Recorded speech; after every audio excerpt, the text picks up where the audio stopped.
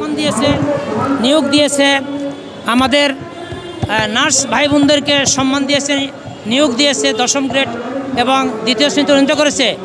শুধু শুধু শুধু technologist lab medicine, radiology and imaging, pharmacist, blood bank, EPI অর্থাৎ ডিপ্লোমা মেডিকেল টেকনোলজির ভিতরে 8-10টি ফ্যাকাল্টি আছে। এদেরকে কোনো পদোন্নতি তো দিচ্ছেই না, ক্যারিয়ার প্ল্যান হচ্ছে না, নিয়োগ নাই। যেখানে আমাদের 2 লক্ষ মেডিকেল টেকনোলজি সারা বাংলাদেশে নিয়োগ হওয়ার কথা, সেখানে মাত্র আছে 8,000। বিগত 15 বছরের প্রতি স্বৈরাচারী সরকার আমাদেরকে যেরকম বঞ্চিত করেছে, এই 15 বছরে চিকিৎসক নিয়োগ হয়েছে প্রায় 30,000, নার্স নিয়োগ হয়েছে প্রায় 25,000, সেই ক্ষেত্রে টেকনোলজি নিয়োগ করেছে মাত্র 3,000। এই জন্য আমরা বলতে চাই, বিশ্ব স্বাস্থ্য সংস্থার নীতিমালা অনুযায়ী একজন ডাক্তারের বিপরীতে 5 জন মেডিকেল টেকনোলজিস্ট থাকবে, সেইখানে 0% নাই। এই জন্য জনগণের সেবা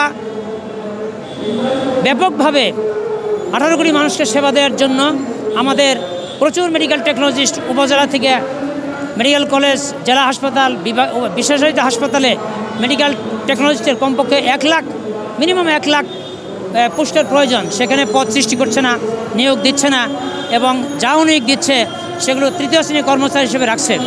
অথচ আমরা এত বড় গুরুত্বপূর্ণ জনগণের গণমানুষের সেবা দিচ্ছি, কিন্তু আমাদেরকে মূল্যায়ন করা হচ্ছে না, আমাদেরকে বৈষম্যের শিকারে রাখা হচ্ছে, যার ফলে আমরা রাস্তায় নামতে বাধ্য হয়েছি।